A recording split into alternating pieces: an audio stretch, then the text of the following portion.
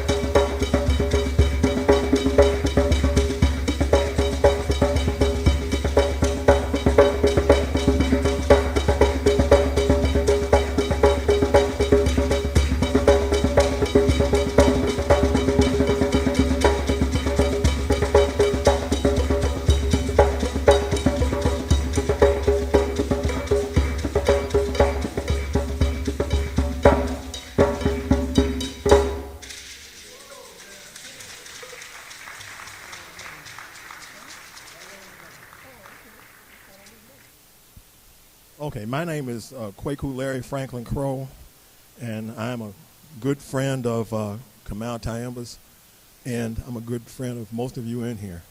I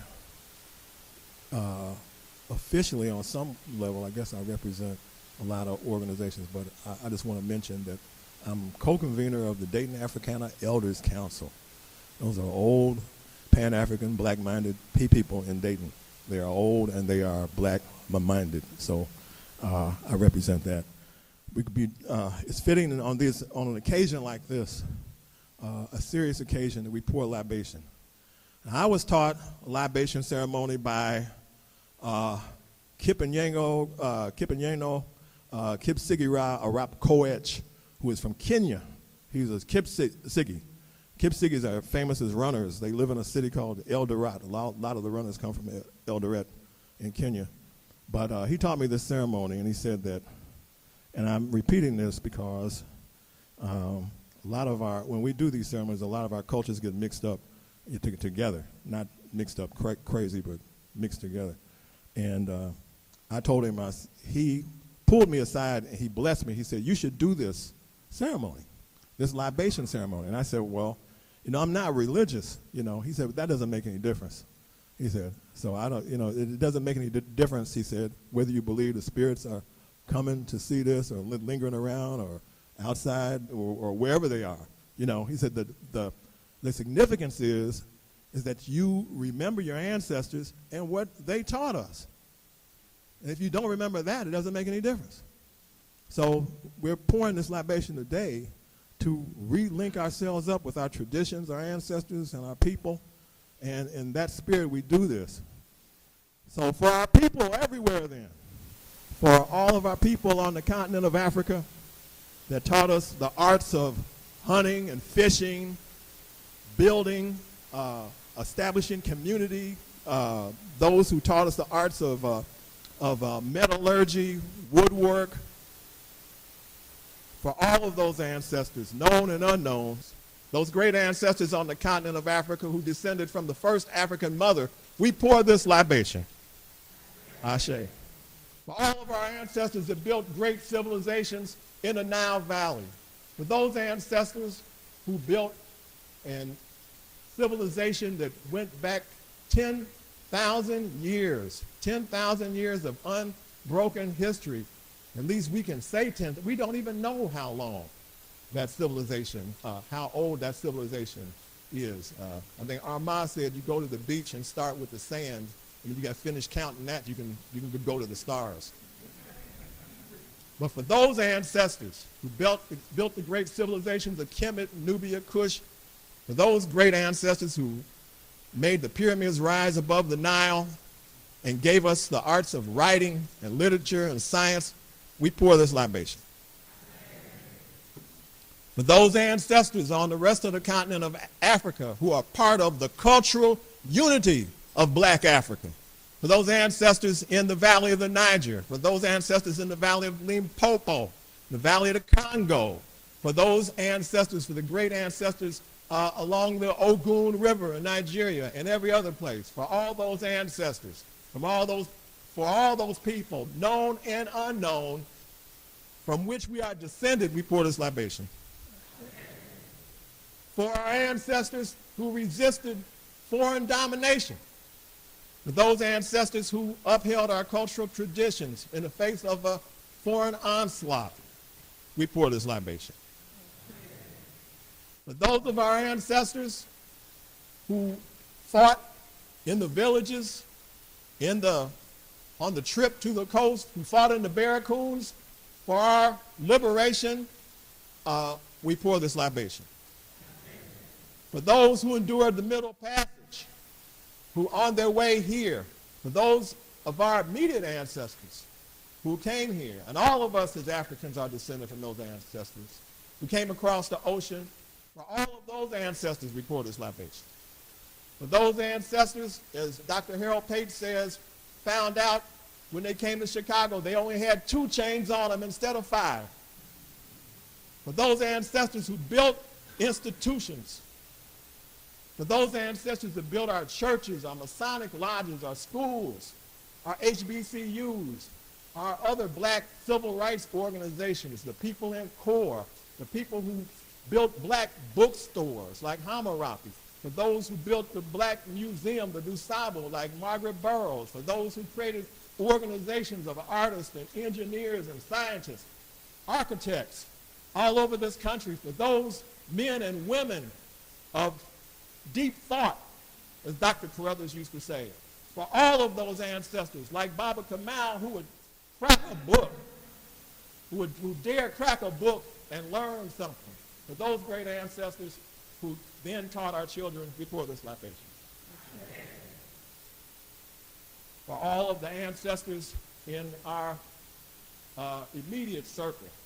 And I know some of us here have ancestors who are in Sundrum, the Muntu Dance Theater, the Institute of Positive Education, Shule Yawatoto, the Kemetic Institute, the National Black United Front. For all those organizations that I'm naming and not naming, we should call the names of those ancestors right now.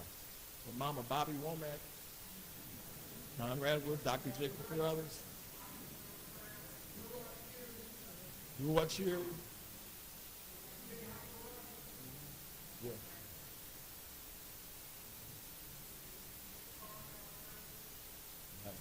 Abner Jones Brown, Valgrave Ward, Bobby E. Wright, Lou Palmer. Right. Mm-hmm. Yes. You see, for all our ancestors, known and unknown, who tried to make a better world for us as we all struggle against oppression and for a higher and happier form of life, which we occasionally live before this libation. For our children who will have fuller and freer lives because we struggle, and for those waiting to be born before this last libation. That's it.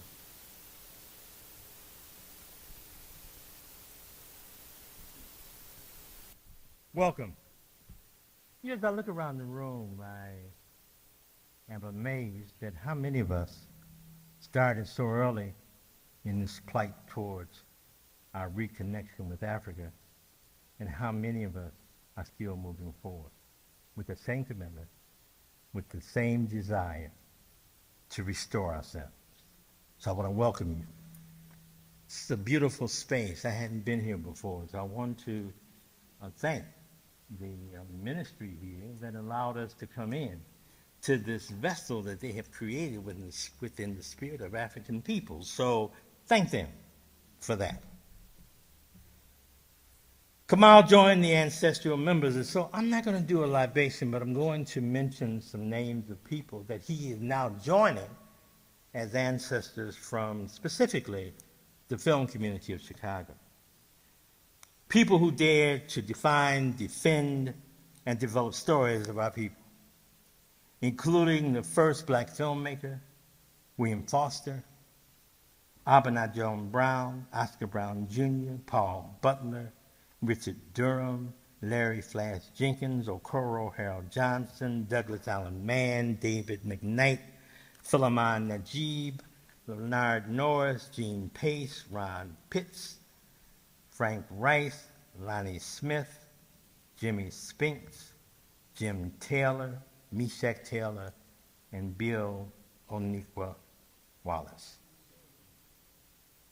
In the construction of film, you create an instrument that lives far beyond you. You leave a roadmap for other people coming behind us. You can choose the path that you take, but not the people that you meet along the way. And so in January of 2017, I was invited to a meeting of the Real Black Filmmakers, a network created by Tracy Matthews, Kamau, and Derek Grace to assist in the development of new black filmmakers.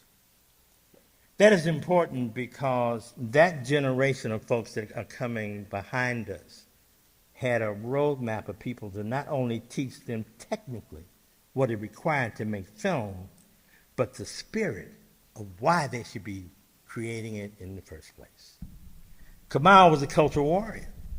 He would stand up in the room and defend not only the need to do what we needed to do, but to keep connected to our spiritual selves and to construct material that left us better than when we saw it in the first place. It was a joy watching him stand up and call people out for their lack of attention to the development of material specifically for us. That's what he did. Now, anybody can watch our stuff, but you got to be creating it for us. You have to be telling those stories of our past that generate an understanding of the vibrancy and our ability to continue to reach back and to give. So when they developed it, Derek Grace asked me one day, why did I come? Because I had just finished a movie, and he asked me why was I coming to the meetings. I said, if we don't, then who does? If we do not stand up and make sure that as we are picking up those canes and walkers, that there's some young people that are ready behind us to keep this going on.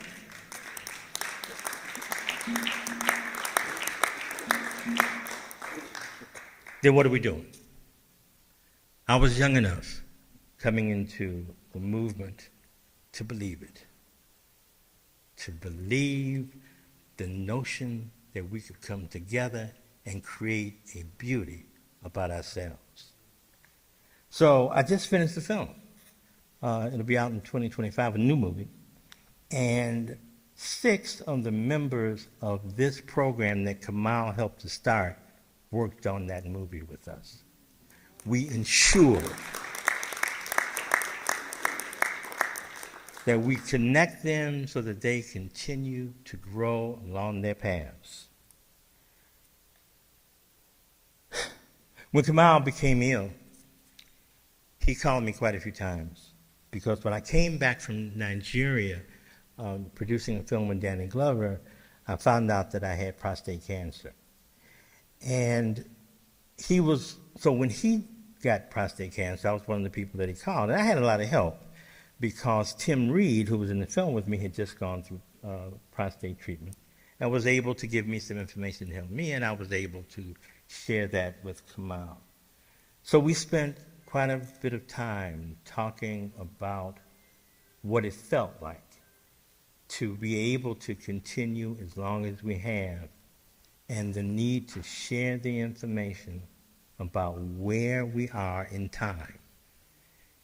It's important that we understand our medical histories. It's important that we share it with the people that are around it. It is important that we reach out and support black doctors because truly they are going to be the only ones in the end that will protect us. We have to control black institutions and not build new black institutions that are designed by white architects. It is a crime.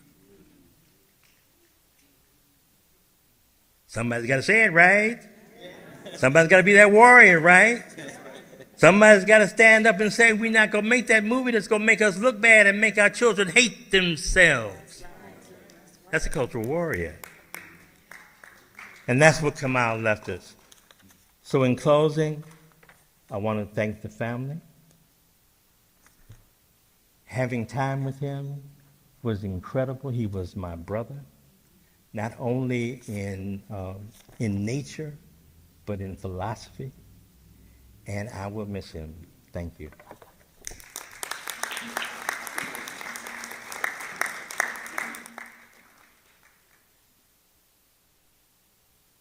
It is exceedingly good that we come together in this sacred space to remember and raise up in loving memory and lasting honor our brother in life, love, and struggle, Nana Kamau Hassani Alonge Ogbona Tyehimba. Beloved father, husband, brother, uncle, friend, and the bringer of good in the world, Nana Kamau has lain down in peace and raised up in radiance. And so we offer sacred words and water for him and for all our ancestors who lifted up the light that lasts and who struggled to increase good in the world and not let any good be lost, as is taught in the sacred teachings of our ancestors in the Hosea and the Odu Ifa. Kamau's transition into the next life, which is a great and grievous loss, is a shared loss for all of us. Thus, we of the organization US, the African American Culture Center, and the National Association of Kawita Organizations, NACO, and we as a community reaffirm here our shared sense of great loss along with Nana Kamau family and loved ones. And in prayer for harmony, we say in the tradition of our ancestors, may the joy Kamau brought and the good he left last forever. May his wife Tandiwe Tyehimba and his children Aisha, Safidi, and Leana, and all his family and loved ones be blessed with consolation, courage, and peace. For surely he has risen in radiance in the heavens and now sits in the sacred circle of the ancestors among the doers of good, the righteous, and the rightfully rewarded. Hotep, Ashe, Hede.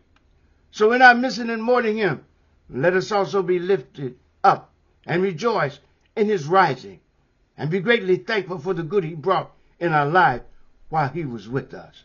In the Yoruba tradition of our ancestors, we give thanks to all who and all that which brought him into being, nurtured him and advanced it, sheltered and shared with them. And we say in Yoruba, Adupe Pupo, we give thanks abundantly. In Zulu, Siyavonga Kakulu, we give thanks in great measure. And in Swahili, Asante Sana, Asante Nyingi, Nabari ya Asante, Mchanga Wapani ni Haba. Thanks, many times thanks. And compared to the many times we say thanks, the number of grains on the seashore are few. Indeed, we are greatly and forever thankful for the good and beautiful time he spent with us and the good he shared with us in his physical form. And so we say, in unending gratitude, we thank the world that welcomed him. We thank the heavens that hovered over him. We thank the trees that shaded him. We thank the rain that washed the world clean for him. We thank the roads that opened up for him. We thank the family, friends, and colleagues that met and embraced him. We thank the ancestors that guided him on earth and now has taken him to join them. And we thank the Creator who gave him to us and who brought to us in him and in doing good to remember him by and cause him to live forever. Surely it is written in the Hosea, the sacred text of our honored ancestors, that to do that which is of value is forever. A person called for by his good deeds do not die, for his name is raised and remembered because of it.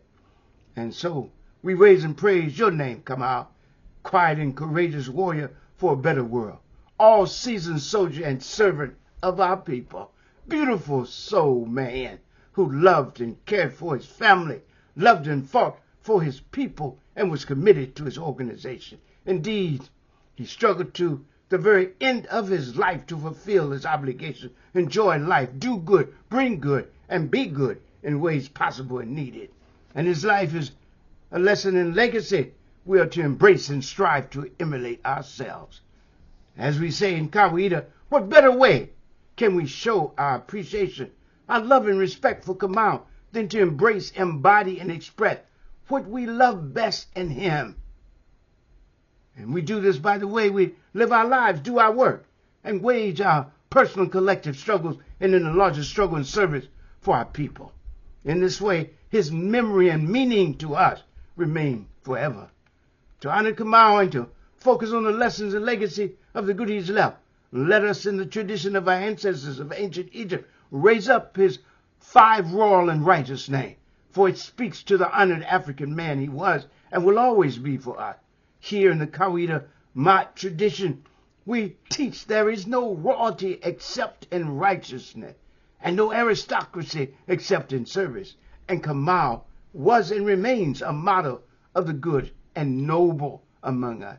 We know him first in his name, Kamau, quiet warrior, a constant soldier, never unready, not even once. He is Hassani, a kind and gentle man who spoke truth, did justice, and strived to always be thoughtful, that is to say, caring and considerate in all he did. We know him also as Shadidi, steadfast, unbudging in his blackness, and unmovable as a mountain in his commitment to his people and our liberation struggle. Let us also honor him in his name, Fundi Mwenye Hekima, wise and skilled craftsman, filmmaker, shaper and sharer of beautiful images of our people. And let us raise him up also in his royal and righteous name, Ameso, the measured and balanced one, measured in the way he walked and worked in the world, disciplined and devoted in constant development for the doing and enjoying of good in the world. Thus, as our honored ancestors taught us, let us pay him this rising in radiance and peace, Chaim Hotep homage and commitment, saying, homage to you, Nana Kamau Tyehimba, beautiful black and radiant spirit. You shall always be for us a glorious spirit in heaven and a continuing powerful presence on earth. You will be counted and honored always among the ancestors. Your name shall endure as a monument, and the good you've done on earth shall never perish or pass away. Hotep, Ashe, Hedi.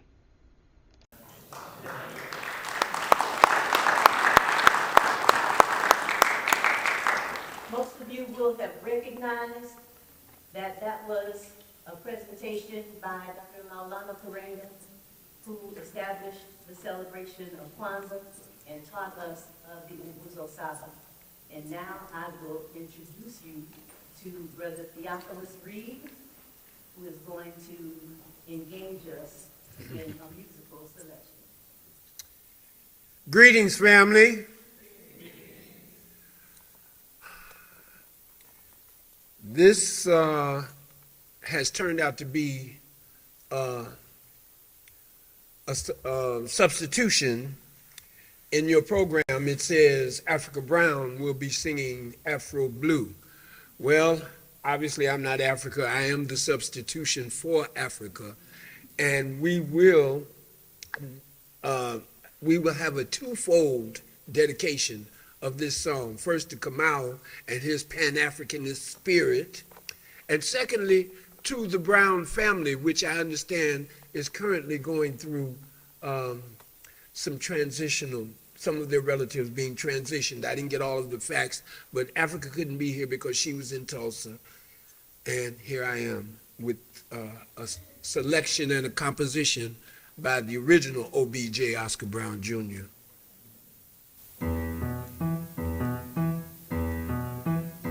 Help me out, drummers, or one of y'all.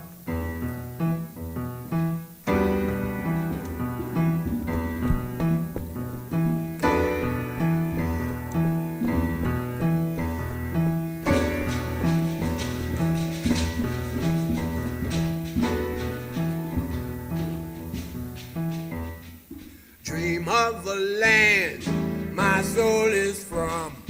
I hear a hand stroke on the drums. Shades of delight, cocoa you, rich as a night, Afro blue.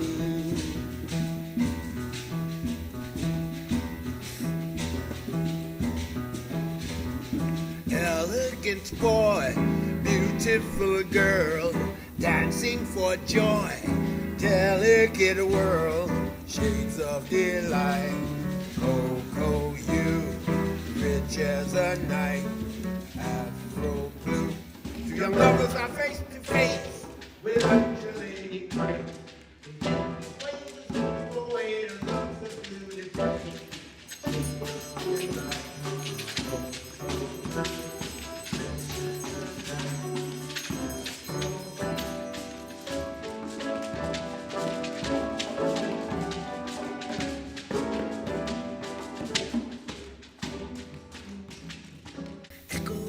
Sighs, passionate pleas, tender replies, shades of delight, cocoa hue, rich as a night, Afro blue.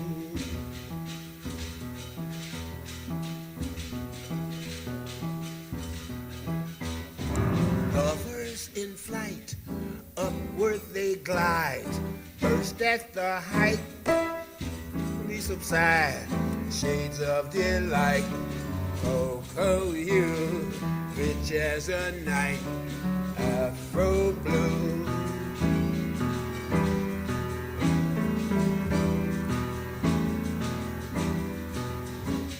My slumbering fantasy assumes reality until it seems it's not a dream. The two are you and me.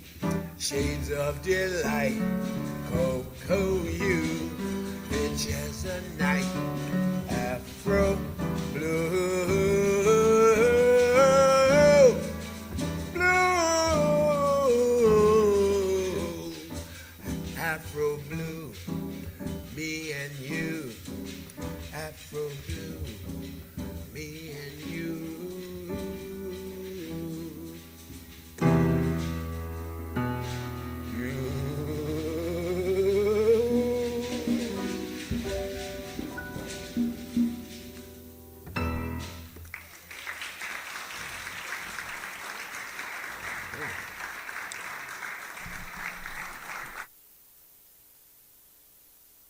Greetings, family.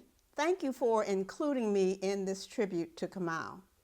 The night I met Kamau, he was literally throwing 5 white guys down the front steps of his parents' house because they had the audacity to try to force their way into an invitation-only party.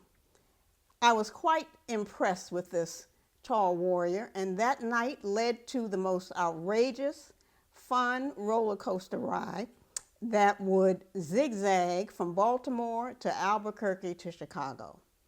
Once when we stopped by a brother's who was begging for money, Kamau reached in his pocket and gave him $2.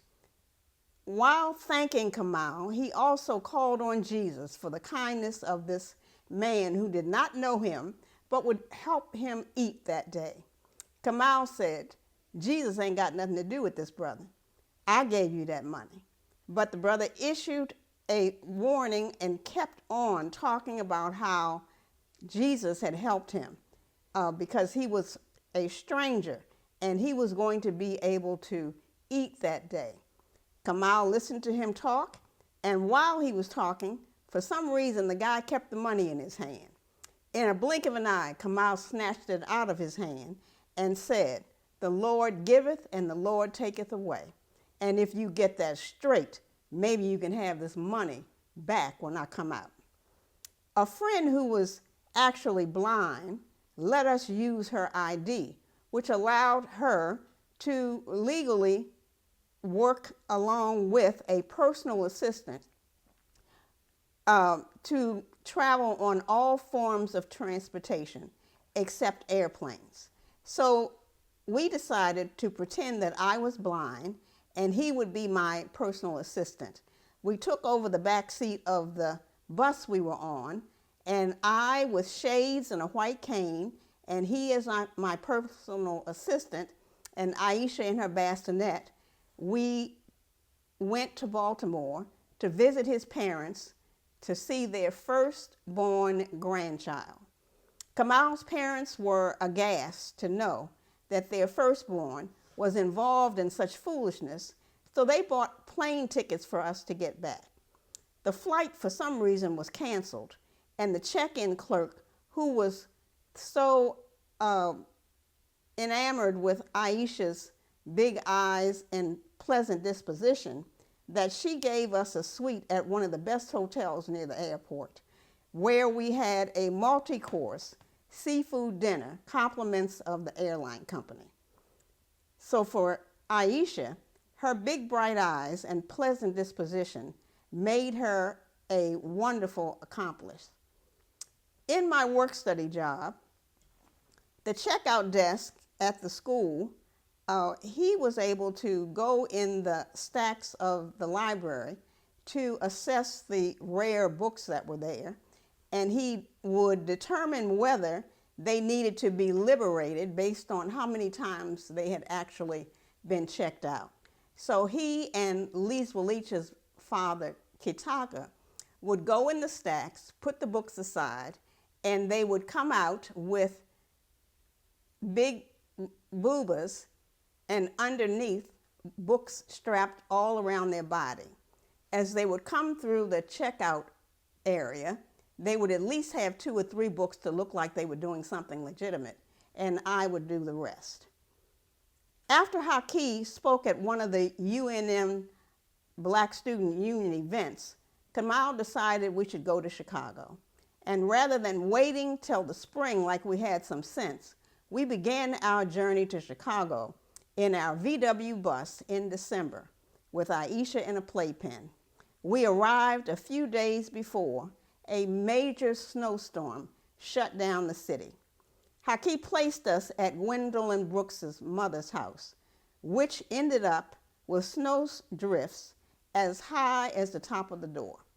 We had to stay there, and we only had food for Aisha and 5-pound bags each of pistachio nuts and dates.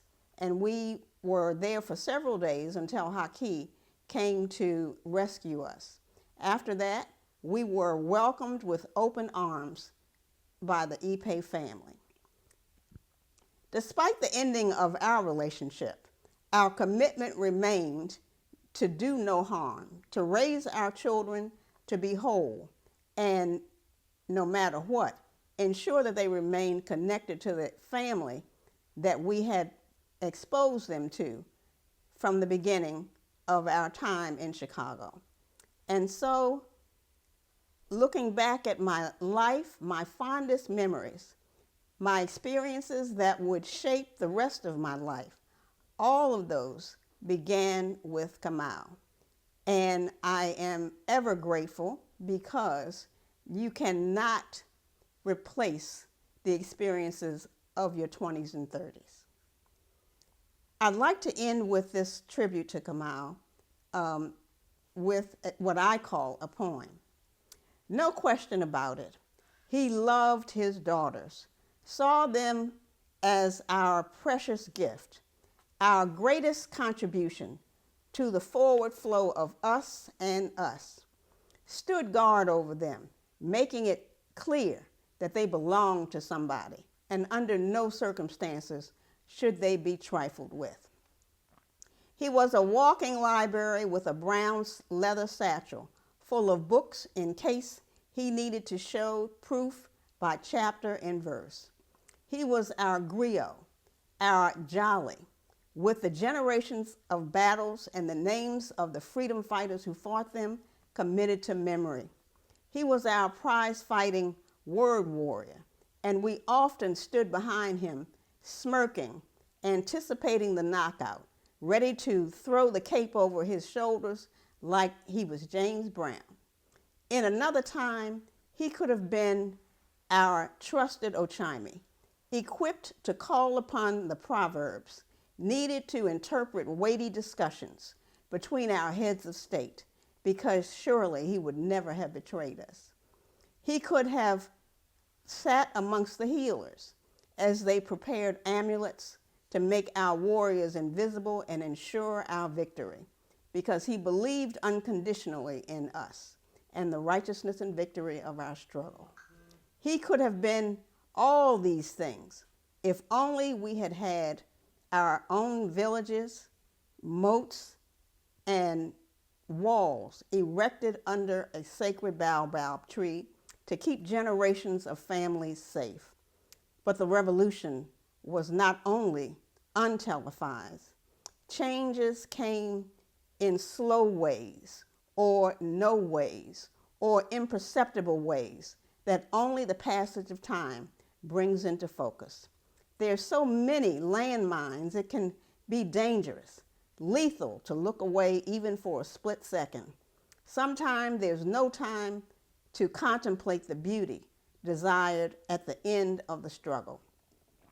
Sometimes in war, curiosity about life and what lies over the horizon are sacrificed, as is the elusive joy in the mouths of elders. Perhaps on this new timeline he's walking, the kaleidoscope that was always in his hand can be turned a little differently to let in more light and joy and the beauty and wonder of things missed all those days before. Surely the light shines so brightly now for him, it is almost blinding. Asante. We want to give thanks to Mama Kabibi for that wonderful, wonderful tribute and for the many years of service and dedication that she provided to our community as well. And now I would like to introduce Brother Kamau Rashidi to present the resolution for the Kemetic Institute of Chicago.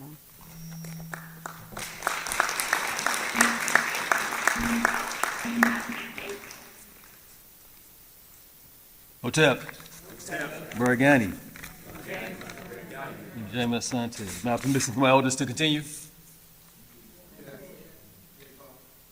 So my name is Kamau Rashid. I'm the director of the Kemetic Institute of Chicago. Baba Kamau was a member of the Kemetic Institute and, of course, a key contributor to our project, that is the reclamation of our culture, the restoration of our historical memory. And to this end, we present this resolution. So, resolution in loving memory of Baba Kamau Tyehimba. We, the members of the Kemetic Institute of Chicago, honor a tireless work of African people, Baba Kamau Tyehimba, who was born March 19, 1948 and joined the ancestors on August 18, 2024. Whereas Baba Kamau was an educator, organizer, a Kawita advocate, and a doer of Ma'at, be it resolved that our community will miss him as a filmmaker, teacher, elder, and friend. Asante Sana to Mama Tandiwe and his family, the National Association of Kawita Organizations, the organization US, for sharing this righteous African with our community, and the Kemetic Institute of Chicago. May his name and character continue to reflect the wisdom of Ptahhotep, who stated, quote, "The character of a righteous person is an honor to him or her, and a thing of value which is long remembered," end quote. May his good works endure for all eternity. On behalf of the Kemetic Institute of Chicago, Asante Sana.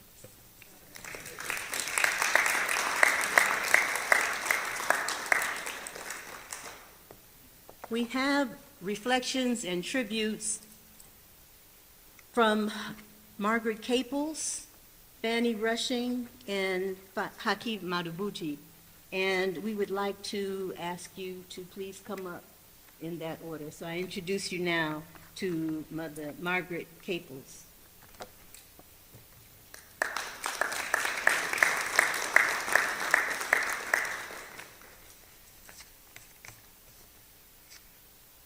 Good afternoon to Deborah and the entire Tyehimba and Harvey families. I just say I give you my condolences and my love. My name is Margaret Caples, and I am Executive Director of the Community Film Workshop. We were organized in 1971 to get people of color into the film industry and to advocate for jobs for them. So most of the people who went through our program became some of the first black people to go into the TV stations, to work on feature films, and to work at a lot of the production houses here in Chicago and in the nation. So I just wanted to say that we've all come here together to celebrate a good man and our friend Kamau. I met him when he enrolled in the Community Film Workshop's production class in 2000. He was co-founder of the Real Black Filmmakers. And one of the things we met at the Center for the Study of Race and Politics and Culture. And we were talking about what the name should be and getting our mission statement together. And it really was the beginning of a phenomenal group of people who were going to change how films were made here in Chicago, and to mentor other emerging filmmakers. He really was, he and Tracy Matthews, who was executive director of the Chicago Center for the Study of Race, Politics, and Culture, wanted to get a group of people together of African descent in Chicago who had an organic relationship with and a cultural awareness and sensitivity of the diverse representation and interests of African people. So they met We met at the center, and then after the summer, the center was being renovated, and they didn't have any place to meet, and I volunteered for them to meet at the Community Film Workshop. We are housed at the Harris Park. It used to be the Harris YWCA in Woodlawn. And for 5 years, I served as their fiscal agent, and they met there and had meetings, and they never left. So that in 2017, they became a program of the Community Film Workshop. The Real Black Filmmakers' mission is to provide information, resources, assistance, training, and support that fosters the ongoing development of seasoned and aspiring filmmakers of African descent. Includes several initiatives, but not limited to film screenings of final projects, rough cuts of peer review, input, critique, support, industry workshops that were conducted by Real Black Filmmaker members and supporters, including documentary outreach and community engagement by Anton Seals, ethics and fair use by Gordon Quinn, log lines and treatments by Shahari Moore, film scoring by Rod Digby, short film distribution by Christine Bulwar, DP cinematography by Patrick Charles, shooting films in foreign countries, and Just Away from Home by Kamau Rami, and editing by Barbara Allen. Real Black Filmmakers sponsors numerous networking events to keep members and supporters aware of and engaged in the individual and collective projects of Real Black Filmmakers and other Black filmmakers. I'm going to skip over a lot of these other names, but to keep it short, I'm co-founder of Diverse Voices in Docs, which is a mentoring program of Midwest filmmakers of color in partnership with Cartemplin Films. And Kamau was in that first class of fellows. And we're celebrating our 11th year, and at least maybe 13 or 14 real Black filmmakers have participated in the program and showcased their films on public television and at national and international festivals. Several members, including Derek Grace, Kamau Rami, and Justin Williams, assisted me in developing and implementing the Production Institute at the Jonathan Logan Family Foundation Media Center at the Logan Cultural Center at the University of Chicago. They were very instrumental in providing instruction. I have to make sure I get all of this right. And support for aspiring Southside filmmakers whose work now includes over 60 Southside short stories.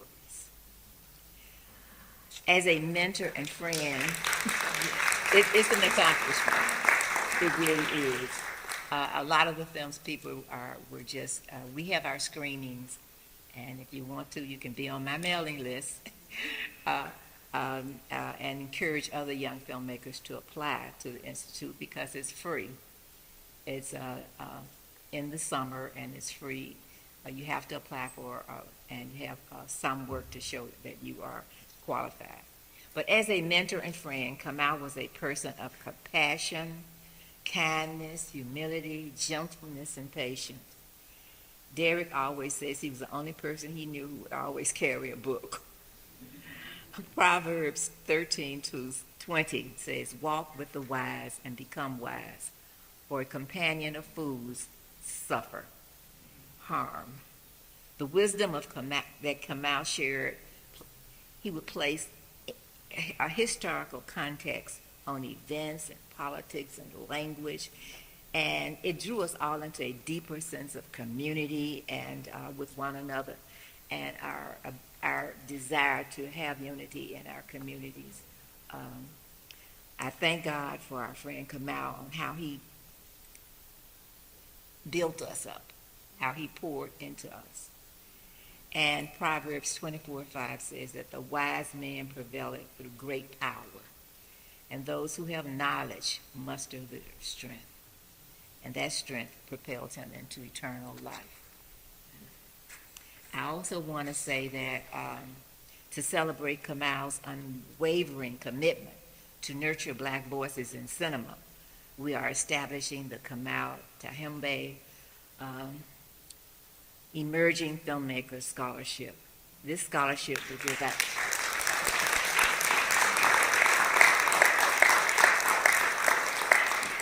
This scholarship will provide essential resources to an emerging filmmaker who embodies Kamau's dedication to storytelling, community, and cultural representation. As you know, filmmaking isn't just a career, it's a calling. But for many, taking this first step could be a daunting and costly. That's why we created a GoFundMe campaign to raise funds for the Kamau Tyehimba Emerging Filmmaker Scholarship, which will support an emerging filmmaker in need of equipment, educational resources, and critical tools to bring their vision to life. Now, you can donate at gofundme.me/CCEBAA20. Now, we'll have that link for you later. Thank you very much. Thank you for sharing.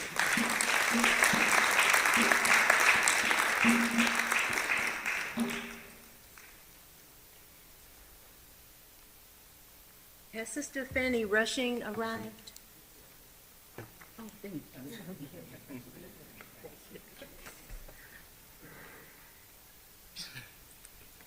There's an African proverb that says no one's really dead until you stop saying their name. Say his name. Tell his story. He has left us in a time of trouble, in a time when we need him. In 1937, the German people voted overwhelmingly for Adolf Hitler. Last Tuesday, the people of the United States voted overwhelmingly for racism, sexism, and xenophobia. It's a time of clarity. There's no more colorblind racism. It is racism and genocide that are on the table. Who will be the victims in this country? Who have always been the victims in this country? We cannot leave the education of our children to the colonizer. Because as Césaire said, the only purpose of education in a colonial society is to maintain colonialism. We have to make our children understand that blackness is not the amount of melanin in your skin. As Malcolm said, blackness is a state of mind, a culture. If your mind is not right, you can't do anything else. Fanon and Ngugi remind us the task is the decolonization of the mind. And that is the first step to real change. Kamau was a selfless servant of the people. I know that's hard on the family sometimes. But he was committed to his family, which was the black family. When I first met Kamau and Deborah, it's almost 20 years ago now, he became committed to the work of the Chicago SNCC History Project, and that work is preserving the history of the civil rights movement in the United States and in Chicago, and preserving it for the communities where this history was made, preserving it for the young people who are in struggle today. They need it more than anything. They need the kind of role models that Kamau provided. He was the image of a man, a real man, not someone who was willing to sell his manhood for 30 pieces of silver, because he was committed to seeing that young people in the community had the skills, the ability to tell our story, and to tell our story in a respectful way. When Kwame Ture, just before he died, he said, "Brothers and sisters, tell your story. If you do not, someone else will tell it, and you won't like what you see." Let us pick up the legacy that Kamau has left us. Say his name, tell his story, and continue his work. Thank you.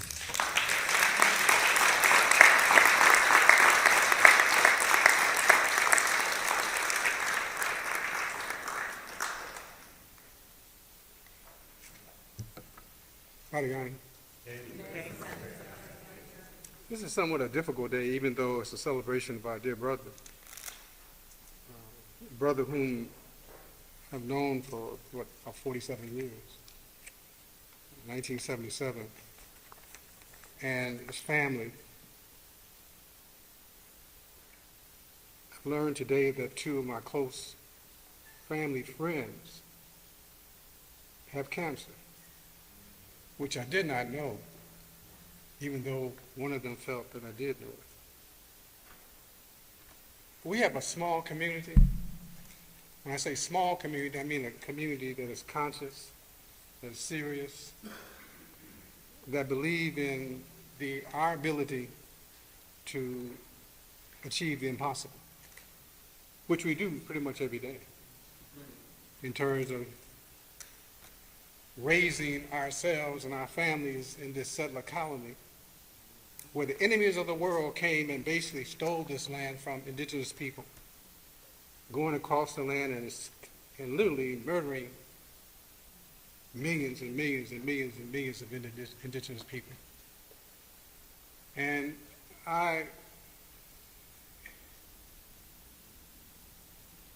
this church, St. Benedict's, our school is right next door. The Barbarian Sizemore Academy. And so we've had a familyhood with, Father Brown, this wonderful church for many years. And of course, one of our premier schools, Betty Shabazz, is over on Ellis Avenue. Kamau was serious as a first love.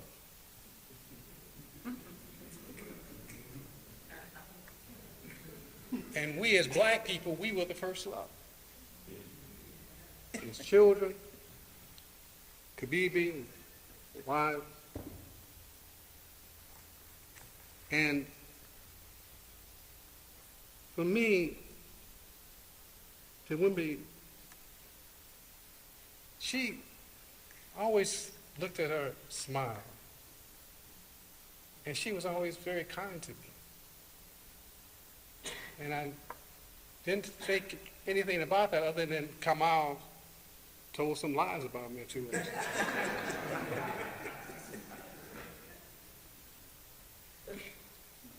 But dear people and brothers and sisters, you realize that those of us in this room, most of us have been involved in black struggle all of our adult lives. There's been no vacation. And as serious strugglers, Kamau, I was listening to Maulana Karenga, and there's wonderful words about our dear brother. They were all true. And I think the last time I saw our brother at any length was when he came to film me, interview me. which I never saw it, but I'm sure it exists. But those of us and you who are serious, we're about building independent black institutions. Because as a sister said before me, if you don't know who you are, anybody can name you. And they will.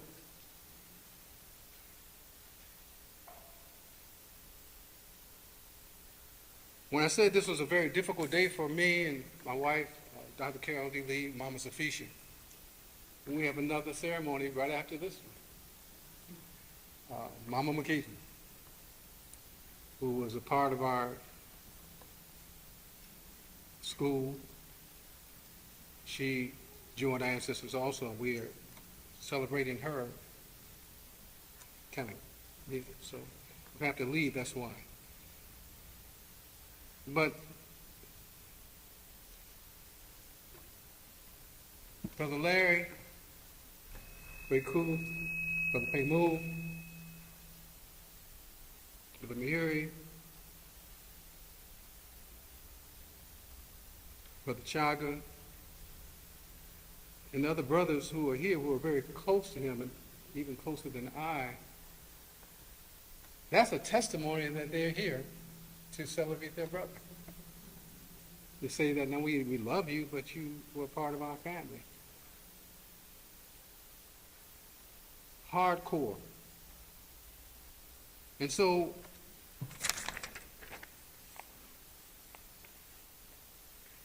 nobody pays us to do this work. We do it because we love black people. That's it. And for me, and I think for most of us, all we expect in the end is just say, thank you. Thank you.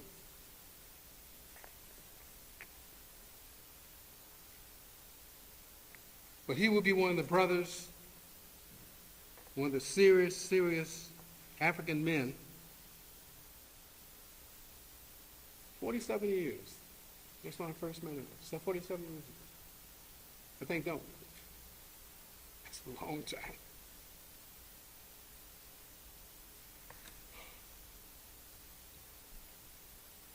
You know,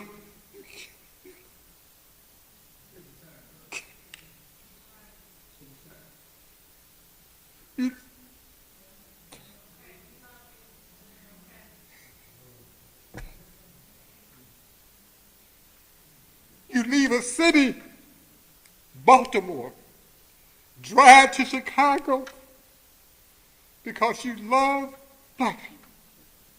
And you think that, and you know that we in Chicago are trying to build something, and you can help do that. And so working in the Institute of Arts of Education, the New Concept School, he helped us do that. He helped us do that. And I'll just end with this. You'll recognize your brothers by the way they act and move throughout the world. There'll be a strange force about them. There'll be unspoken answers in them. This will be obvious not only to you, but to many. The confidence they have in themselves and in their people will be evident in their sameness. The way they relate to women will be clean, complimentary, responsible, with honesty, and as partners. The way they relate to children will be strong and soft, full of positive direction, and as example. The way they relate to men will be that of questioning our position in the world, will be one of planning for movement and change, will be one of working for their people, will be one of gaining and maintaining trust within the culture. These men at first will seem strange and unusual, but this will not be the case for long. They will train others, and the discipline they display will be a way of life for many. They know that this is difficult, but this is the life that they have chosen for themselves, for life. They will be the examples. They will be the answers. They will be the first line builders. They will be the creators. They will be the first to give up the weakening pleasures. They will be the first to give up the weakening pleasures. They will be the first to share a black value system. They will be the workers, the scholars. They'll be the providers. They'll be the historians. They'll be the doctors, the lawyers, the farmers, the priests, and all that is needed for development and growth. You will recognize these brothers. This brother, Tyehimba. You will recognize this brother, and he will not betray you.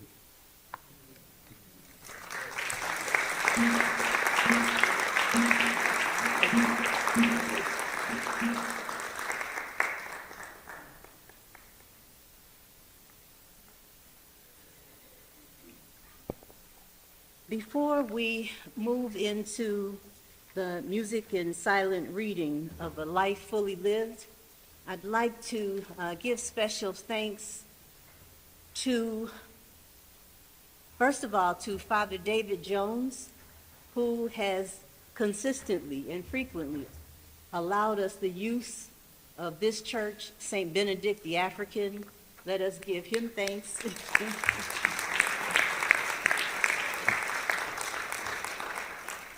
And as Haki said, we got one of our schools right next door.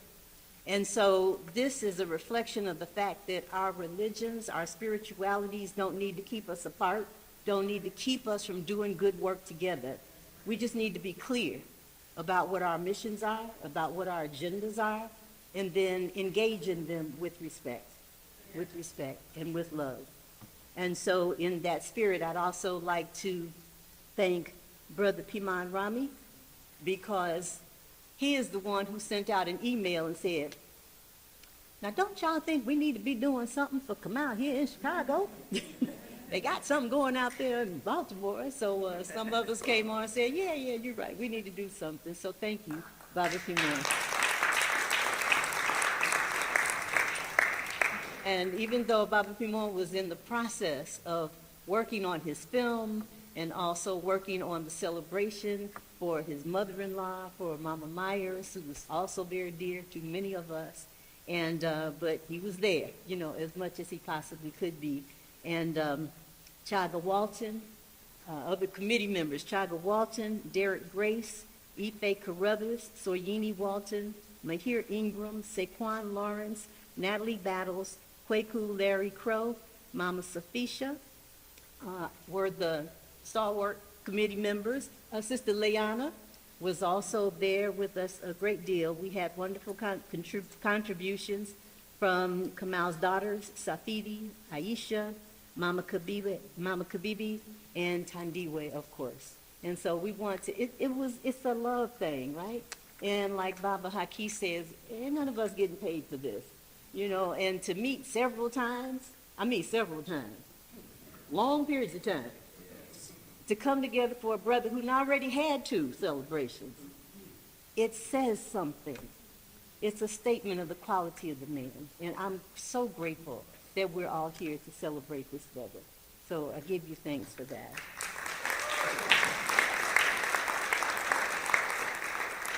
And now we'll have a bit of music and the silent reading of A Life Fully Lived.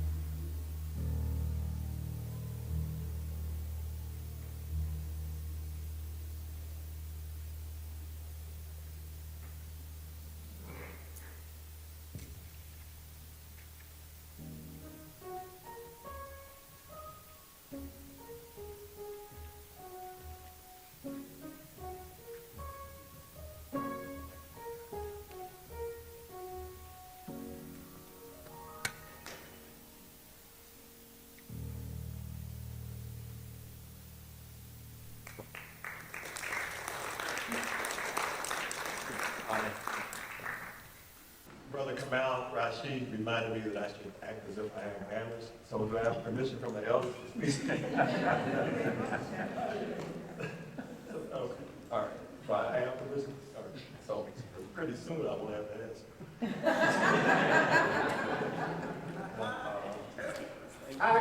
I am. I'm always flattered to hear that people like to say I was Kamau's best friend. I don't know. You know, I never asked him. You know, but it seemed like we were. But I never asked him. But we met, as Brother Hakeem was saying, in 1977. We had read from Planet to Planet. I bumped into Chaga Olomide, not bumped in, but I was at the Association of Study of Negro Life and History Conference in Philadelphia. And Brother Chaga had a table from Third World Press. And I think that's where I bought a copy of From Planet to Planet. And I read it. I took it back to our black organization in Dayton. Our cable line that was singing Wakwela, which was built on the work of Dr. Ben. And we were listening to Dr. Ben, John Henry Clark, reading Bobby Wright, believe it or not, James Cage would bring us information from Chicago. He had an organization called Mass Incorporated. He would come all the way through the Midwest. They knew him in Detroit, St. Louis, all the way down to Louisiana. And we'd read Lou Palmer's Black Express, you know, and I read about all y'all before I came. I knew where I was going. So in '77, some friends of ours, a dear friend of mine, Linda Gillespie, from Dayton, came to Chicago and spent like a week with Mama Shalane. Well, I ended up marrying her. So you see where this is going. So I come up to Chicago in August of '77, and I'm part of a new group that's trying to reinforce the Institute. Because the people that have been here, they were getting tired, you know. They had done a lot of great things, but they were getting wore out, and you could see they had started a family. They needed to get a decent paying job, because the job they were doing was more than decent. It was critical. What they were doing was critical. What was going on with Black Bulletin, New Concept Development Center, what's going on with Third World Press, what's going on with the Ujamaa Food Co-op, with Nation Studies lecture series. All that was critical work. And it didn't pay much. As my ex-wife used to tell me, she used to call me Brother Black Blood. I said, well, as Hockey said, none of us get paid. Well, we didn't. We really didn't. But but we knew what we were doing. And we came here to try to bolster the organization of the Institute of Positive Education, all its many aspects. Brother Ralph Talibu Drew, who's with Mama now, he's a Colorado advocate in California. He got here in June.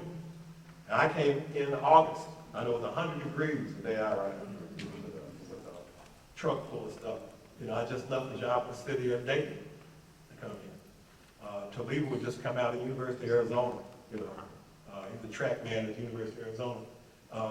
In December, here comes Kamau, Tyehimba, you know, from and Kabibi and Aisha as a little bitty, wrapped up like a little snow girl or something. Yeah, it was snowing like hell. But our goal, and I'm not saying that we were even equipped to do it. We were trying to establish an educational institution here with the Institute. We wanted to liberate our people through what we knew we could do, through education and information. That's what we were going to do. And through the school, the press, the magazine, and there was such a spirit of dedication. I mean, my friend Anderson Thompson used to say, we pay people out of black calendars. You know? So, which is ironic, because we didn't have any religion. None of us, you know. One brother that was religious, who wore a symbol of all religions around his neck, is the one that actually stole our money.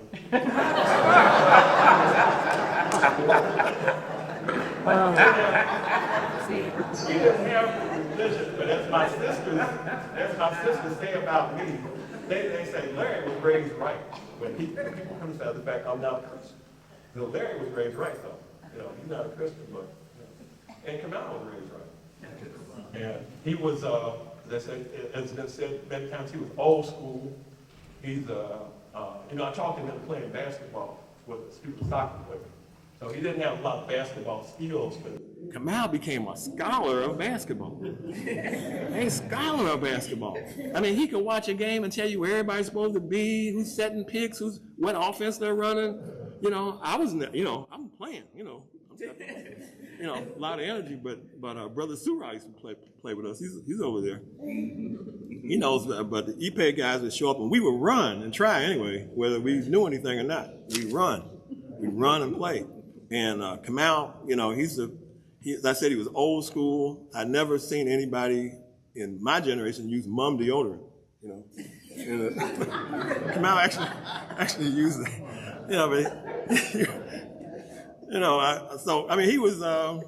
He was old school. He liked old school music, but he also liked the AACM. So when we talk about tradition and reason, Kamau reached back to our traditions. He was a member of Melvin Deal's African American Heritage Ensemble in D.C., the African dance troupe. He played a stick drum. He knew Imani A. Payne, who became the principal dancer in Muntu. He knew her down in the D.C. area. She was the principal dancer down there with Melvin Deal. I mean, he knew African culture, and he respected it. But he also respected the AACM. And he and I both shared a desire to become filmmakers at some point. I had started out on that course and got derailed by the lack of cooperation amongst the people I was in school with. Kamau had a similar experience, and he showed up in Chicago with a Sony Portapack, In fact, that was his television for a while. The monitor had a screen like this. We watched the NBA championship on it. Nobody else had a TV. But Kamau, he loved his people, as Haki said, enough to travel across the country to come here. And when you meet somebody like that, and it's been my fortune to meet many of you out here who feel the same way, it changed my life. And Kamau and I would often laugh about things. We laughed about the state of the black community in a loving way. But some of this stuff, you have to shake your head and say, what? No. We used to laugh about the work of what we used to call the devil, Something would happen, he would look at me and say, the devil. You know what he's talking about. Kamau, so we did a lot of laughing together. I think that was our big connection. We were connected on principle, but also this sense of humor that he had and he brought out in me. I had to, if I was in a meeting with Kamau, there are certain points I couldn't look at him. Like I can't look at Ife in a meeting. There's something that said, I look over at Ife, I couldn't look at Kamau unless we had to say something, But he was, I sincerely thought he was my best friend, and I love Kamau. And I love his family, and I love all of you, because as Haki said, it's one thing to love your family, you should do that, but not all of us love our people. So with that, I'm proud to be a part of this African community of Chicago, and he certainly was proud to be a part of it too. Thank you.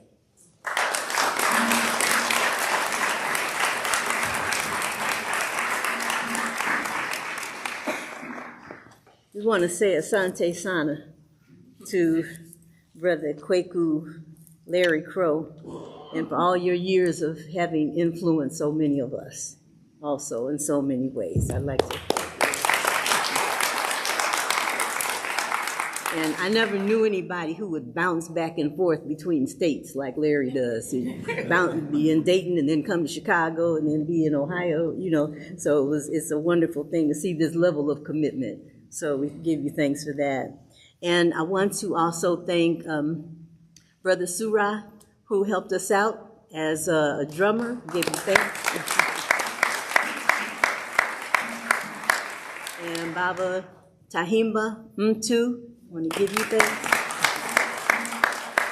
And Sister Amira Davis, we give you thanks. And Shekere. And we're going to now go into reflections from the family members. So we'd like to ask for Tandiwe, Mama Tandiwe, to step forward. Okay.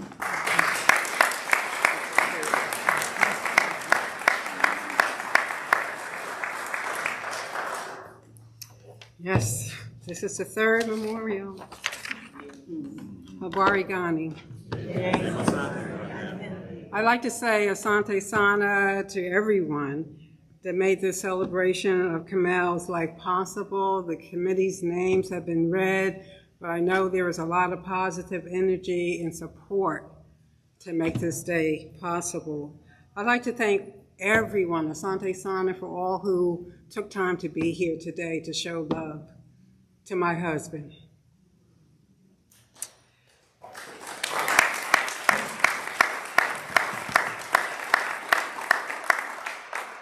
At the celebration of Kamau in Merlin, I chose to reflect on the theme, Names Matter.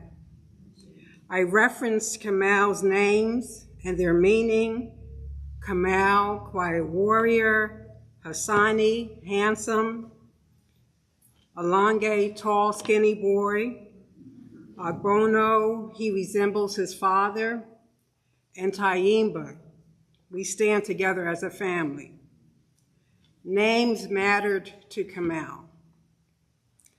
At this celebration, allow me to reflect on the theme, Kamau found joy in the midst of struggle.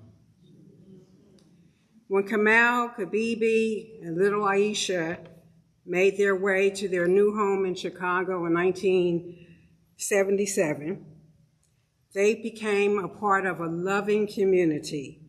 They were enthusiastically welcomed by Haki and Safisha, the Institute of Positive Education, IPE. The family became their anchor. IPE was their anchor. Kamau found joy in the new friends he made. He was especially joyous in welcoming daughter Safidi and Layana and grandson Porter into his life. He found joy in the midst of struggle for his people. What joy he found in all the rich cultural and social events at IPE and beyond. He was just full of joy of all the things that he experienced in Chicago. Just some of the places and events that Kamau enjoyed were the Southside Community Arts Center, ETA, Muntu, Alayo Dance Group, Dusabo Museum, the many Kwanzaa celebrations. The African Festival of the Arts was the place to meet everybody, see everybody. It's the reunion time. Inglewood Jazz Festival, Hyde Park Jazz Festival, Black Harvest Film Festival. I was there Wednesday to sit where he used to sit, to be part of that. Gatherings at the Center for Inner City Studies, the Kemetic Institute, and playing basketball at Kennedy King College. And the list goes on. He found joy in the midst of struggle for his people. He found joy in eating in Chicago. He liked Yassa's. He loved Eduardo's thin crust whole wheat pizza with spinach. Hare's Bomb Bag was a favorite, along with Brother Tim's and Soul Vegetarian. If you can make macaroni and cheese the way he likes it, you got high praise. He left Chicago in 2021. He was still tall, but he was not skinny. Chicago stepping brought joy to Kamau. He was more of an observer, but he had all the moves going on in his head. The Black Harvest Film Festival, where he served on the community council, was another place of joy. During the screenings, you would always find him in the back row on the upper level of the Gene Siskel Film Center. He loved the Black film community, and they loved him. He found joy in co-founding Real Black Filmmakers with Derek Grace and the many young people he introduced to filmmaking. That brought him joy. Kamau found joy while struggling for the liberation of our people. On the last Black Love Day that we shared, Kamau gifted me with the book, The Black Joy Project by Cleaver Cruz. On the acknowledgement page, it reads, "For those who are no stranger to the weight of the world and find ways to keep going." The first chapter is entitled, Black Joy is an Act of Resistance. We know that the struggle for our liberation is about to be even more intense. I urge you to find joy amid the struggle. Kamau found joy in the community that embraced him for over 40 years. Continue to say his name and smile.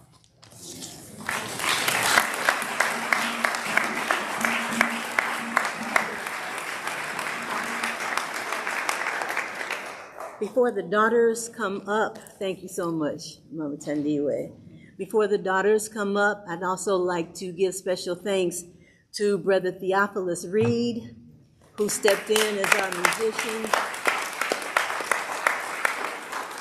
We had wanted Afro Blue, and Sister Africa Brown, Oscar Brown Jr.'s daughter, seemed to be a very logical selection, and but she didn't know until yesterday that someone in her own family had also made their transition, and so she extends her love to the family and regrets not being able to be here for you now.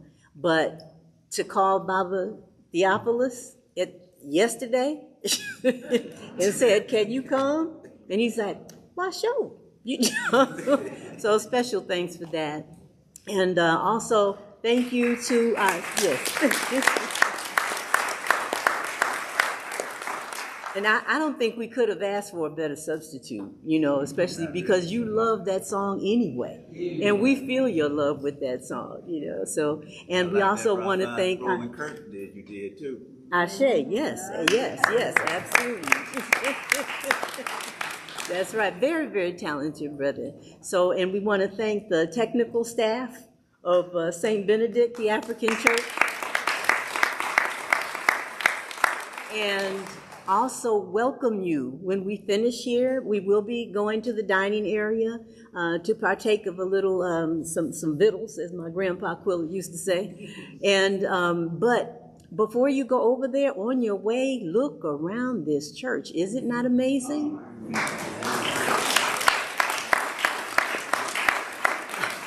The first time I came here, it was for a funeral.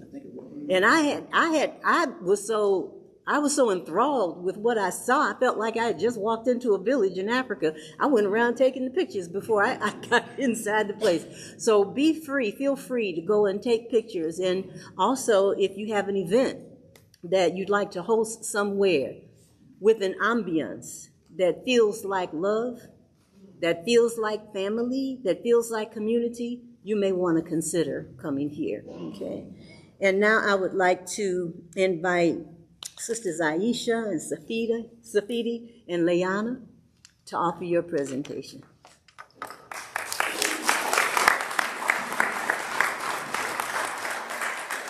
Thank you. Can you hear me? So the first thing I want to say is just to pop directly, which is despite years of resistance, we got you to church anyway. And I hope you can take peace in the fact that it is at least the African. But here we are. And so today, I stand in what I think is a full circle moment. The first time I came into this sanctuary was last year to celebrate Usini's memorial. And I believe Baba Atiba was on those drums.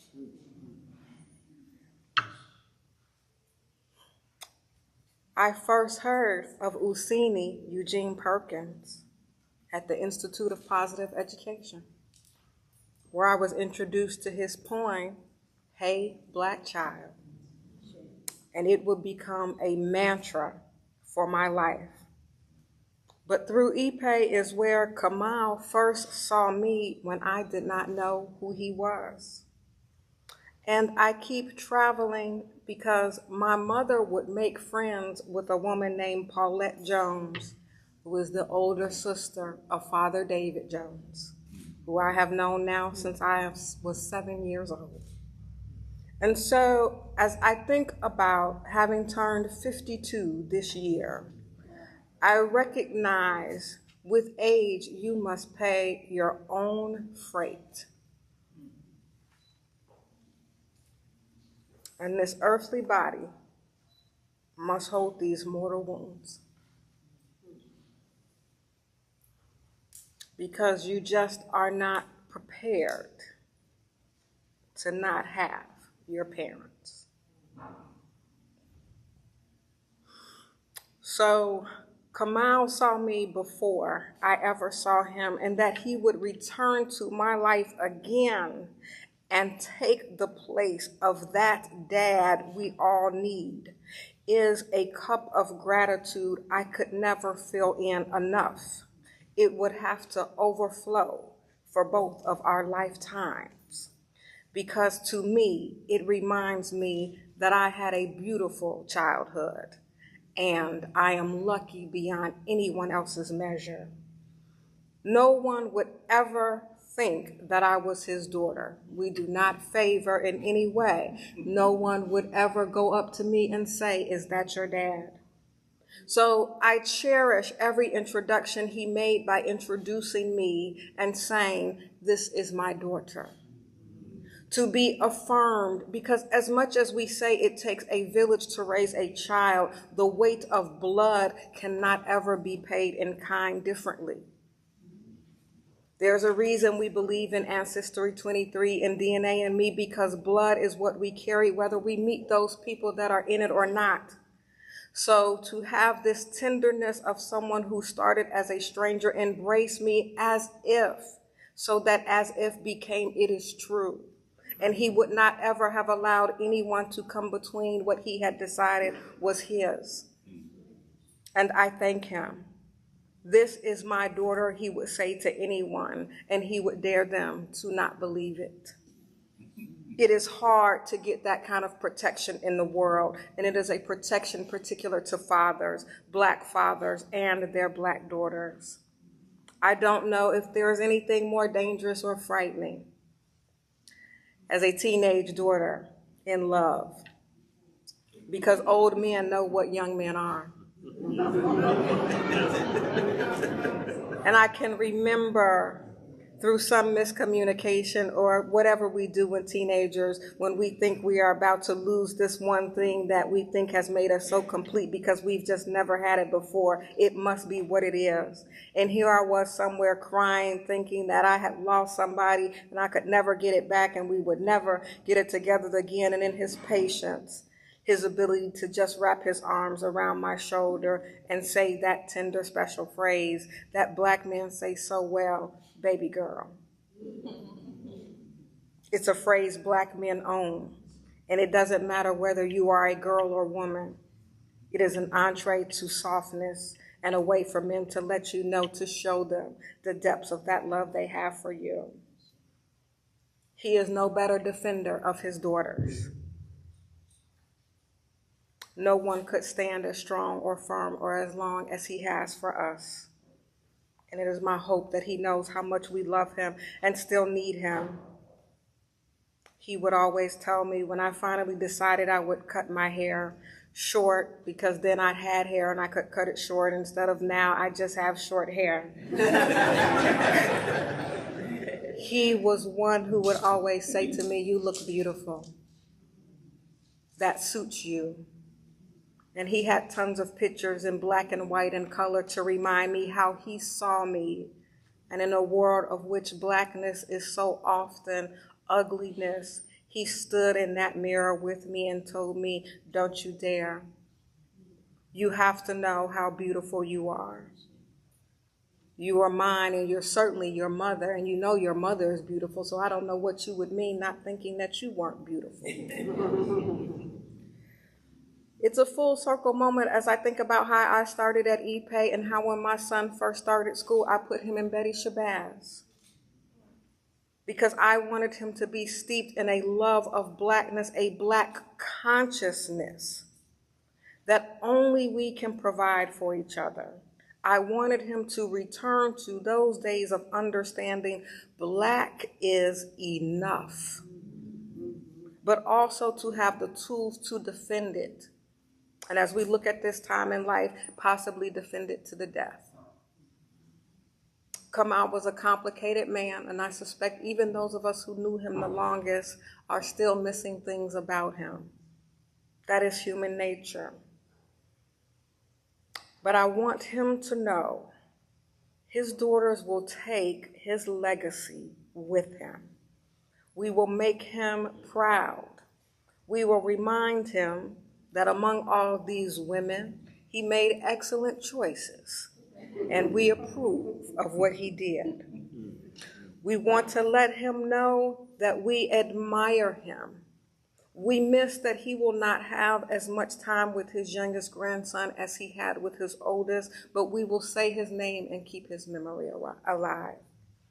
I thank him for expanding my family beyond anything that I could have ever thought of, including the Harvey family, the Tyehimba family, and the entire Black community that he introduced me to by coming into my life. It is a privilege to always have someone who will care about you and ask nothing in return.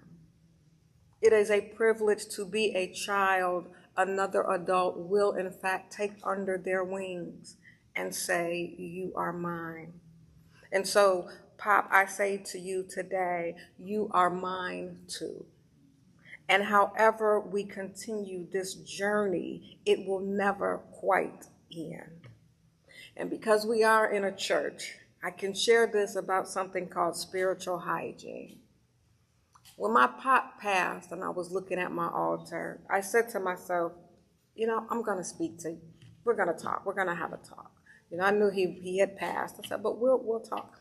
Unfortunately, when you don't have spiritual hygiene, you forget to control how that speech is going to come to you. So I went to sleep a couple of nights later. In my dream, I'm standing in an apartment. There are two older people whose faces are never quite clear to me, but I am looking for my pop. I am asking, where is he? Where is he? Somewhere, somehow, someone passes me a sheet of paper with a phone number on it. So I call this phone number, and do you know who answered? I said, hello? He said, hey. I said, Pop, are you okay? This man. He says to me, I'm okay, baby. Don't worry. I had to go underground for a little while because the government was looking for me.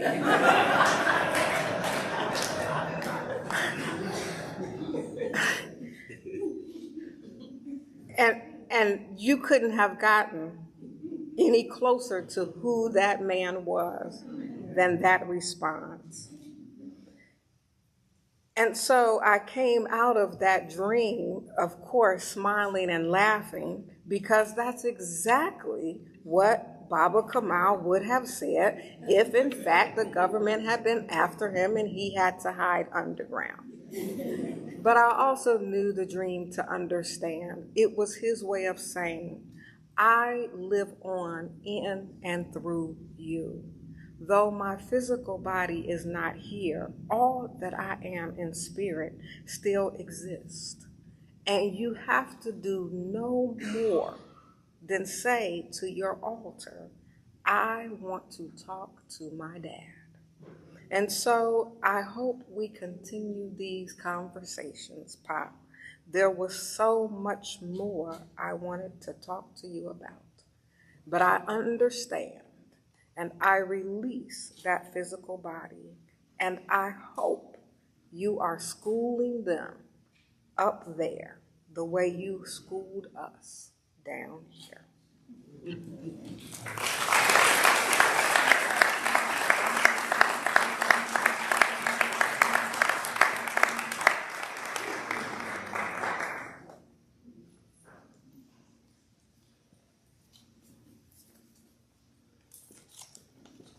Hello. Habari gani?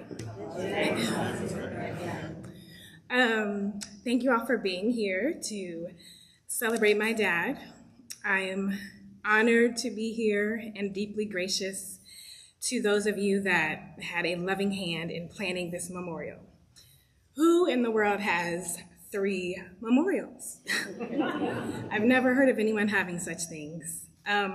As you all know, this is the 3rd and final, thank goodness, memorial, but how appropriate to have it here in Chicago.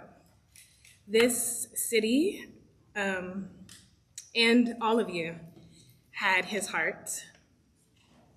It may not be the norm, but instead of talking about my dad, I'm going to talk about some of you briefly. The Ipe family first.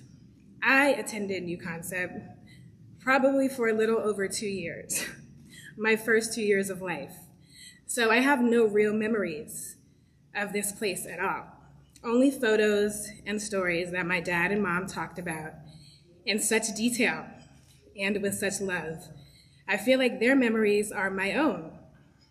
We moved from that sacred space here in Chicago with Ipe when I was just 2 and some change, not really sure. Again, to a place with very few people that look like us, thought like us, but all that you all poured into my parents sustained us to this day, no matter where we were.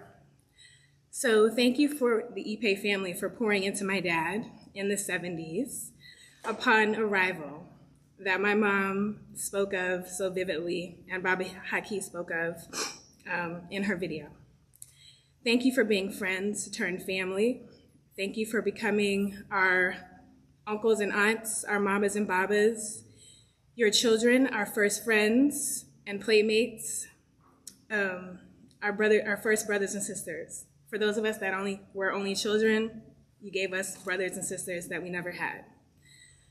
This Pan-African family, this beautiful village of woke and conscious Black people, before the terms woke and village turned into the silly things that they represent today in the larger society. Thank you for making sure that we know exactly who we are and that we will always have space and value in this world wherever we find ourselves. Thank you, Ipe family, and the extended family around that. To his film family and friends, Real Black Film, Black Harvest, and anyone that I may have forgotten if I don't know all the organization names, thank you for giving him an outlet to showcase, sorry, I can't read my own, showcase and admire, sorry, the beauty of our people through the art of film. I do wish I had more time with him in the spaces with all of you in the film world, doing what he and I both love so much. I'll never forget a proud moment when he called me excited that he had just seen my name in the credits at a film screened at the Black Harvest Festival. I didn't even know the film was in there. I hope to continue his love of film with you all in some capacity. I can thankfully still hear his voice as if he's right beside me. I'm sure he can feel the love from each and every one of you. May we continue to say his name and hold on to the fond memories. And I'll close with this. So, lesson from him. Take photos of your loved ones often. Print them out. Make photo albums like back in the day because they bring people so much joy. Save that birthday card.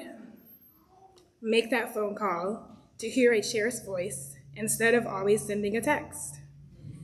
Speak your stories aloud to your children. Get that story from grandma and grandpa before they are gone. And love out loud as my dad, Baba Kamau, did. Thank you very much. Asante Sana.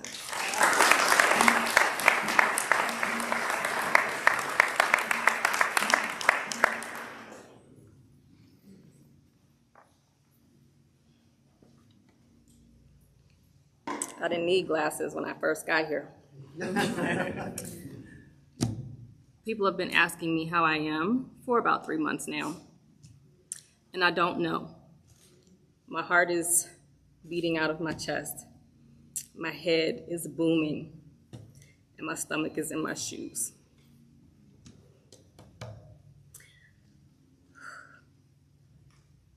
But I prepared my words in advance, which I didn't do in Maryland, so you're going to have to bear with me. Habari Gani. Man, y'all are much too kind. If you truly know him, you know all this attention is making Daddy so uncomfortable and also making him smile wide and tear up. I know where I am and I feel a certain expectation of how I should present, but there's a part of me that wants to use this time to introduce y'all to the man that I miss so profoundly. I want you to meet the man who preferred kale to collards well before the envelopians discovered it. I want to tell y'all about Daddy taking me at age 9 to see Purple Rain in the group discussion after with the big kids. I've never shared this with him, but I've been obsessed with the song Darling Nikki my whole life, and I'm sure his eyes, as yours, may have just bugged out if you know the song. I want to tell you about Daddy unpacking my clothes when I visited at 12 years old. He called Mommy, concerned about whether she knew about the cut of my underwear, as though I'd purchased them myself. Or how he used to embarrassingly break his neck on the glance back whenever he saw a beautiful woman. He was a man who pioneered my understanding of the dark side of lactose intolerance before I knew the words, based on his love of cheese and ice cream. A man whose jokes were often drier than stuffing mix, and him trying to tell jokes at all were signs his feet were on the ground. But alas, I have a responsibility to solidify other important parts of the man we've gathered here to honor, and to not completely melt the cool that most knew of him. The idea of talking about Kamau Tyehimba in past tense defies logic, which also feels irreverent because Daddy was nothing if not logical and pragmatic. I made a post on Facebook that said Daddy was surgical with his words. Daddy didn't like filler in his words or his crab cakes and aimed to excise the confusion created by the distraction of the unnecessary. So I feel the urgency to convey how much feels necessary while grappling with how to turn my father's impact into a brief read aloud of an op-ed. All my life, I have thought of Daddy as a quiet man, but since his transition, I've been pondering whether describing him as quiet is accurate or just easy. His chosen names, Kamau, meaning quiet warrior, and Abona, meaning like his father, are so on the nose in many respects that it made latching on to the quiet part as the most fitting. I can't speak for Daddy's siblings, but if the grandchildren saw our pop-pop, John Harvey Sr., speak, we probably got caught with mouths agape. It just wasn't something that happened much in our time with him. He was reading the paper or his Bible, playing solitaire, or listening to the radio, especially in the car during baseball season.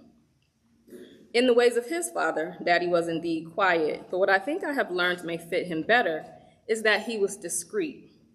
I don't mean that in its connotation of street issue discretion where people are close-lipped about deceptions for their own self-preservation.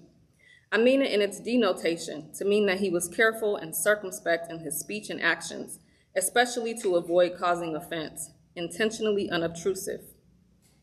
Have I solidified that I'm his daughter? In Daddy's quiet, he observed everything. It has already been mentioned by my mother and so many more of you that Daddy was never without a book. I know reading for Daddy was a source of comfort, a place to temper his visibility, and a tool for staying connected to the sources he trusted as truth tellers. And then he would share his conclusions, in later years only if you expressed interest. Daddy studied hip-hop to help guide me through the music he knew I loved and wouldn't choose to avoid. He used all available tools to stave off the seduction of this false reality we're in. I say this with great awe and minimal bias. The man was brilliant. Quiet as is kept, he should have been a professor and could have taught anything related to or about Black people. Yes. What Daddy found in his books also honed his eye for his role behind the lens of cameras, the stories he valued and believed should be told. It sharpened his criticisms of the stories told by others about us, as well as those we dared tell incorrectly, as he was a custodian of correctness. Poor Regina King doesn't know how her work with One Night in Miami enraged this man. On that film and a few other subjects that you may have engaged him in over the years, he was not at all subtle or discreet about his criticism. Daddy's expectation of us all, his children, his friends and family, and Black people, is that we think more critically and always be positioned to manifest our Kujichagulia. There was no fresher hell to him than for Black people to be defined by treacherous cultural interlopers with intentionally underdeveloped capacity to see Africans and descendants of Africans in 3D. There were other ways that Baba Kamau was serious. He was serious about every hair being laid in place. The coconut oil, the wooden soft bristle brush, and the stocking cap got it done. His commitment to being starched and pressed extended from his crisp earth tone linens with the remarkably humble embroidery to his infamous jeans, a pair of which are on display for you now. He was the checker of eye and mouth corners, and I can smell the spit on his thumb as I say this. His sneakers, gym shoes, were always sharp and white with the help of the bag of cleaners, assorted toothbrushes, and cloths. And his leather game, from his sandals to when he had the step, was impeccable. They too had a separate bag to treat, polish, buff, and shine. The process of dressing for him was a ritual of meticulousness that lasted longer than any woman I've ever known. Daddy was serious about his potato chips. As a Marylander, that was the standard he grew up with. But in Chicago, he was true to Jay's until Jay's potato chips ceased to exist. Does anybody ever remember the box in the house? Yes. Okay. Also, as a child of Baltimore, Maryland, he was a crab cake purist. His life's mission, aside from the struggle for Black liberation, was to never trifle with the crab cake that dared to double-cross with lowly blue crab and excess fillers. Kamau Tyehimba was a Kwanzaa precisionist and an Nguzo Saba zealot. There was no room for kaumba in understanding, interpretation, or expressions of either in his eyes. It made me a snob who couldn't appreciate the celebrations of other communities that I have since belonged to, especially if it wasn't done like Chicago did it in my childhood. And once upon a time, he was serious about that black Honda CRX, a car that made no sense for his height, Chicago potholes, or his status as a father of more than one child. Nope, nobody here. We used to cram into the trunk to go to, the original Pancake House? Yeah. 3 of us packed in that trunk, okay. In hindsight, despite the impracticality of it, I can see that ridiculous car was an act of claiming something in the world solely for himself when he had committed so much of his heart and mind to the struggle. This is a reminder to each of us to always have something that brings us joy that is wholly ours. Daddy gave me so many gifts. One of the greatest and most meaningful has been the Chicago community. I am grateful for the extraordinary privilege of having my foundational academic and social years right here with you. Before people started talking about representation in media and elsewhere, I was already surrounded by people who challenged white is right. You set the standards for health and physical wellness, mental acuity and astuteness, and modeled mutual aid before the term entered our standard lexicon. Daddy was in many ways like his father, and I am in many ways like mine. Any of you who see me on Facebook knows that, in the words of KRS-One, I think very deeply, but with the side of foolishness because I also work at being intentionally unserious for peace of mind and lightness of spirit. The philosophical, academic, and scholarly mapping has been done by those of you who have studied and worked alongside Daddy. I hope to carry the mantle, heavy as it feels in these small hands, with the lightness of the joy that Daddy's mother, Grandma Harvey, professed, and the wonderment that I've always hoped to find in Daddy's eyes. I hope that he now has the peace to soften his vision and enjoy the ethereal from time to time. Yes, indeedy. I hope that between the protective nudges in this direction or that to his daughters and grands, he can now be awestruck by seasonal colors, moved by the smiles and laughter of children, and awash in the joys that do indeed exist alongside struggle. May he no longer need spectacles to see such marvels. I know I went over time probably, but consider this payback for those meetings that ended hours after groggy children have fallen asleep on coats on the floor. This honoring of Kamau Tyehimba as a contributor to this very significant community is one that there simply aren't adequate words to express our gratitude. Special thanks to the planning committee, especially his brothers, to all who participated, and everyone in attendance physically, virtually, and spiritually. Thank you for loving Daddy, and for those of you who know and love us, as Daddy would say, in love and struggle, Asante Sana, and thank you kindly.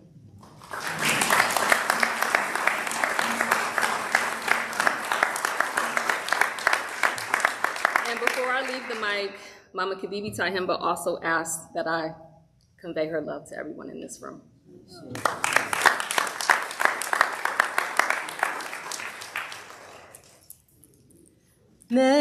Memories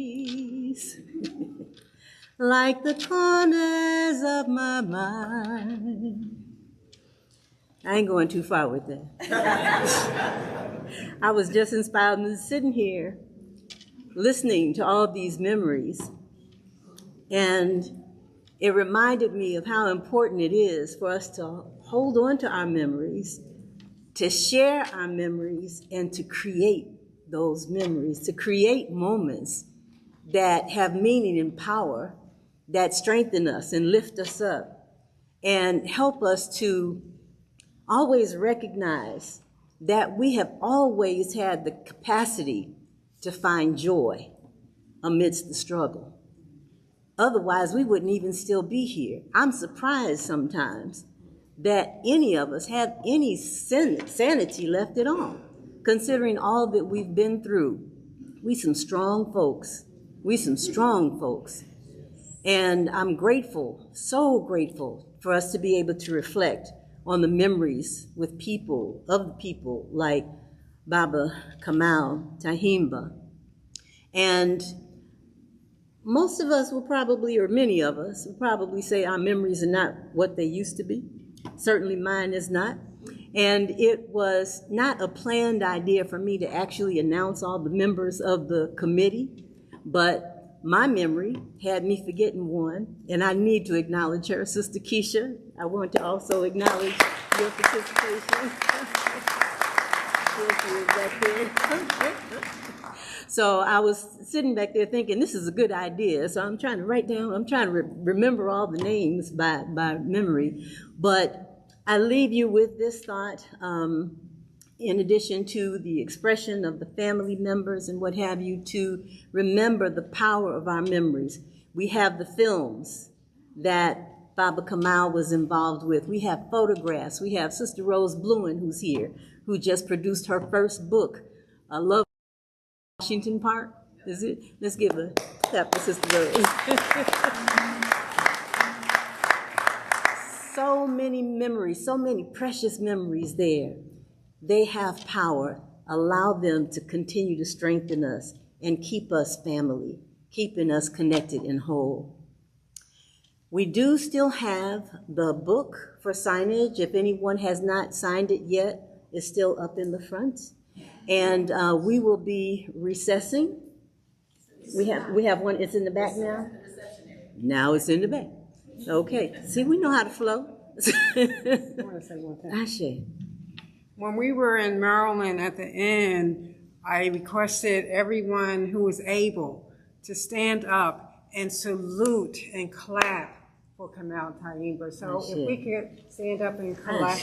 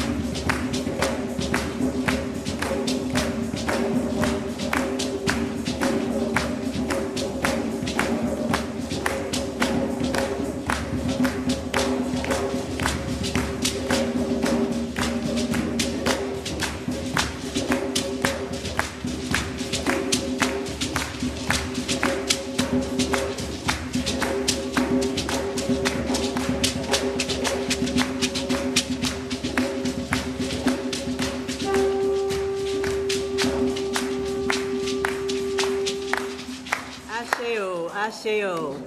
And now it's time to eat.